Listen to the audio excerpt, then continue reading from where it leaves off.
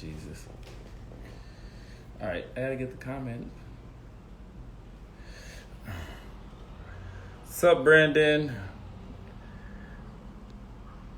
Getting us our comment posted, and we'll get started.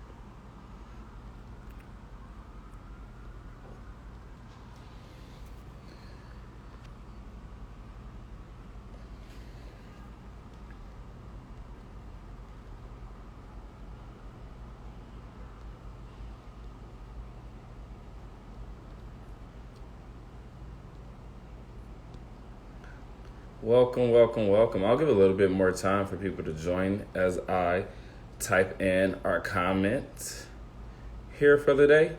So as I do that, I do want to remind everybody that Whitman-Walker is available for free HIV and STI testing. And so I am pinning a comment right now with all the information for you if you are interested in getting tested. All right. We'll give a little bit of work there. I saw a notification that's from Instagram saying that it's letting our viewers know that we are here live. And so once that happens, I'll get started. But firstly, I do want to introduce myself. I am David Wilson.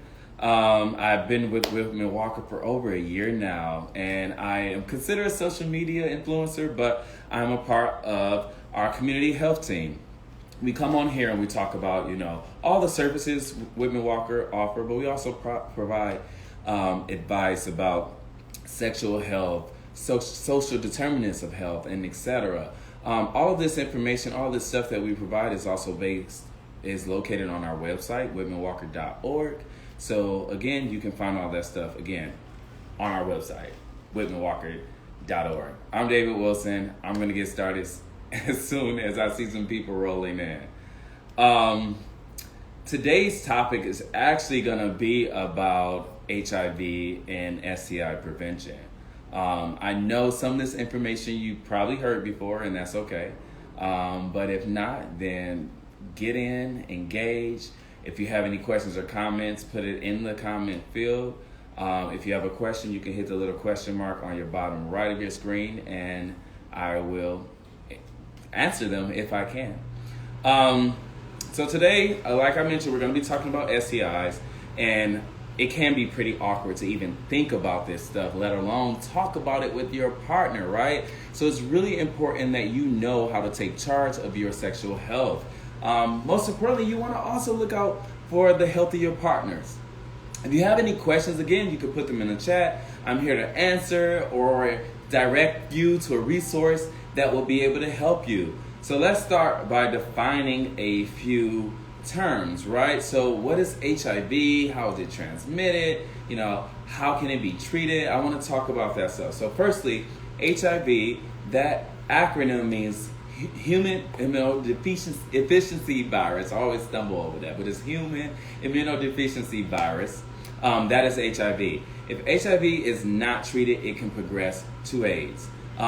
Transmission usually occurs through the exchange of bodily fluids with an individual who has a measurable amount of HIV in their body. Fluids can include blood, semen, vaginal secretions, rectal secretions, and breast milk. Note that fluids like, tears and saliva cannot be a means of transmission for HIV. Also, HIV can be managed but not cured at the time. Thus, people living with HIV have been able to live completely healthy lives with proper treatment. What else we got here? STI is an acronym you probably hear all the time. So what is an STI? How can it be transmitted? Can they be treated? So STI, and we previously used to call this a STD, but we've progressed. STI which is an acronym for sexually transmitted infection.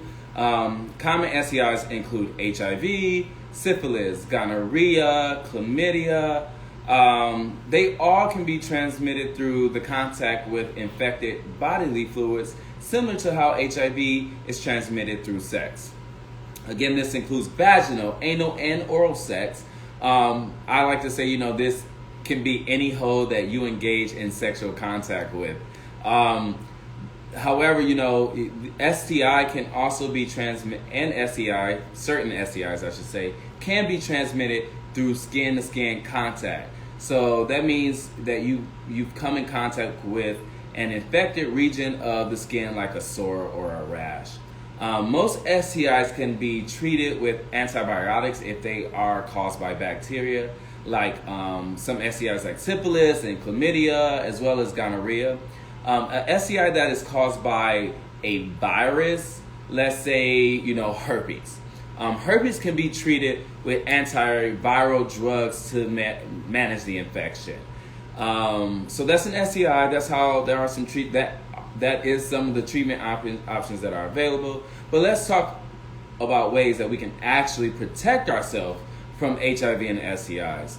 We always like to speak about, these methods as different tools, and we like to say that you put these tools in your toolkit. People may prefer one tool over another, and that's okay. It's really up to you. But it is important to know about all the options you have available for HIV and STI prevention toolkit. The first and probably one of the most common ones you hear is condom use, right? This is definitely one that you would like to put and keep in your toolkit. Using condoms can be very, very, very effective at protecting against most STIs, and that again includes HIV, chlamydia, gonorrhea, and syphilis. Now, at Whitman-Walker, we have two types of condoms. We have an insertive, and then we have an internal condom. You might have heard these be referred to as male or female condoms. But we have each of these at our Whitman-Walker locations. If you want some, come and get some. We don't mind sharing. I'll know that condoms only work if you use them correctly, obviously. For example, you want to make sure that you don't wear, multiple condoms at the same time.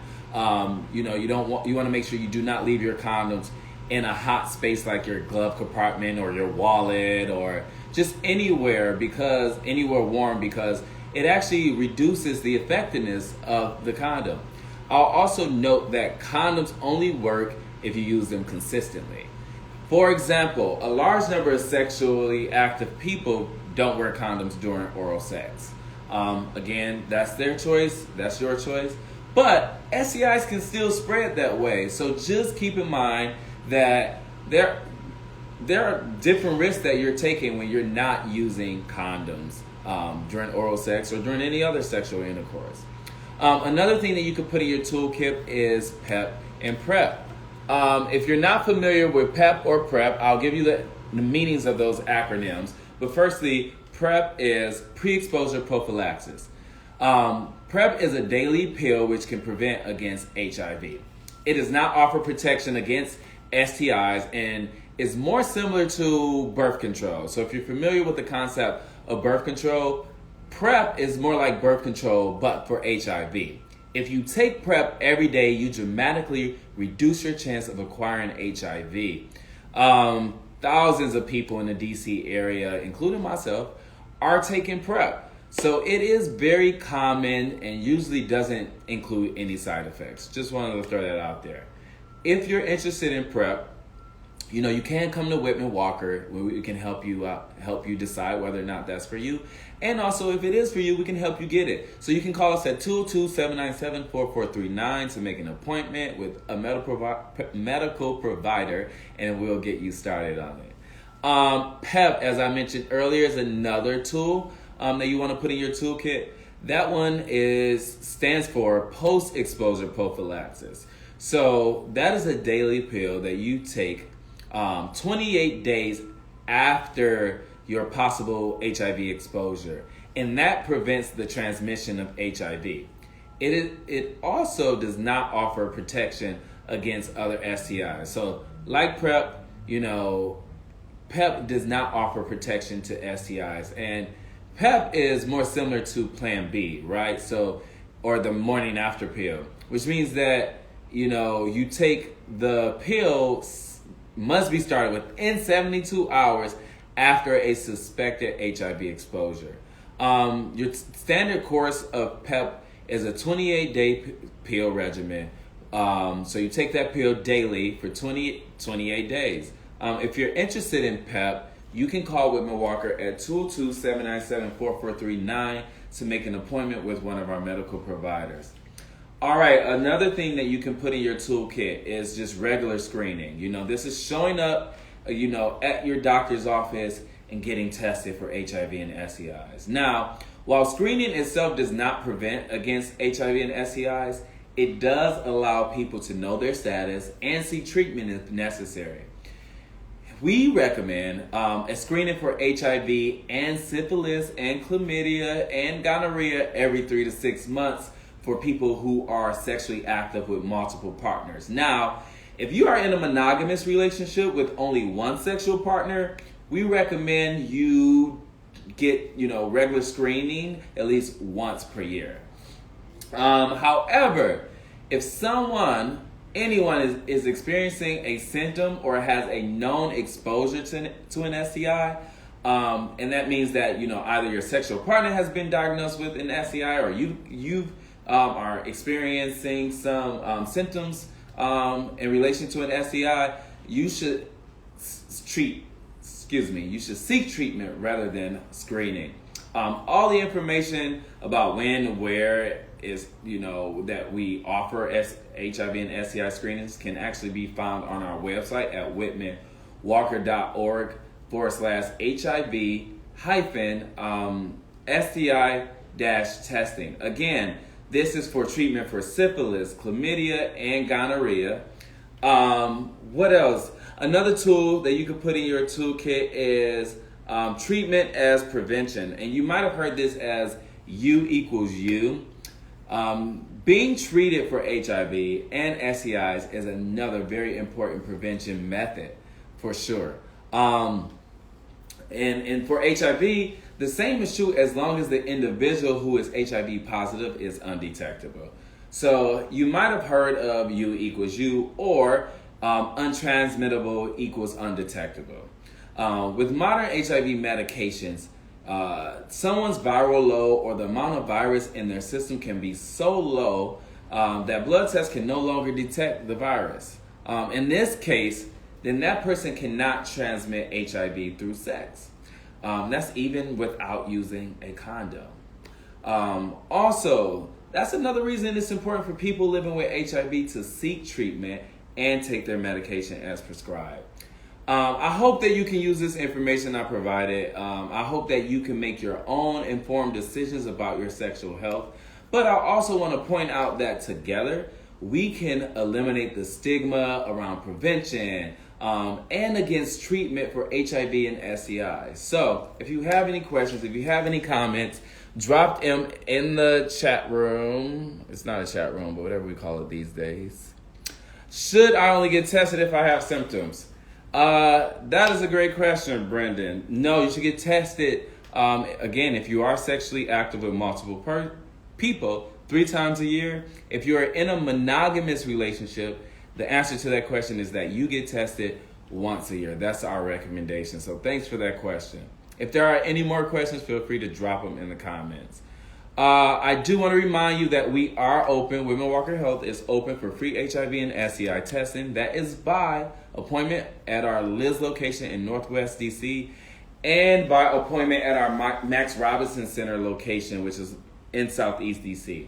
You can make an appointment by calling 202-797-4439. I also want to remind you all that before I close today that we are still in the pandemic, and by pandemic, I mean we're in that COVID-19 pandemic still. So if you want to get vaccinated, there are a dozen walk-up sites throughout the Washington, D.C. area where you don't need an appointment. You can just go and get your vaccine. If you want to get tested or vaccinated for COVID-19 at Whitman-Walker Health, you can call us. You can call us at 202-207 2480, or you can email us at appointments@whitmanwalker.org.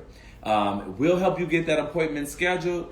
And also, we have a bunch of events that we're going to be at this summer. We're registering people for the vaccine at our outreach events. So if you see us at one of those events, feel free to step up and we can get you registered for your vaccine. Now, if you have already got vaccinated, I want to say congratulations. First of all, the CDC has given you the okay to relax some of your mask wearing habits and return to some of those pre-pandemic activities you've probably been wanting to do.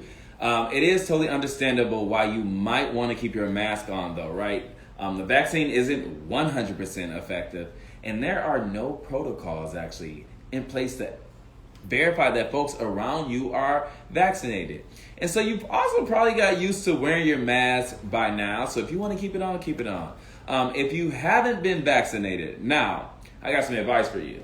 Please continue to follow the CDC guidelines for mask wearing, quarantining, social distancing, and everything else. It is very, very important if you have not got vaccinated that you get vaccinated. It's important that you also discuss COVID precautionary measures with everyone around you and be mindful of wearing your mask out in public and being mindful of keeping your distance, especially when you don't know if that person has been vaccinated or not. It's really, we're doing better, right? We're doing better now, but it's still up to everyone to stop the spread of COVID-19. Just keep that in mind. Lastly but not least, I'm glad you all tuned in. Please feel free to follow us on Twitter, Facebook, and Instagram at Whitman-Walker and at Real Talk DC. And we'll keep you up to date on all things Whitman-Walker Health. All of the knowledge that we get from the field, we'll try to share it with you, and we'll keep you updated on the pandemic as well. So thank you again for your time today, and I hopefully will see you next week.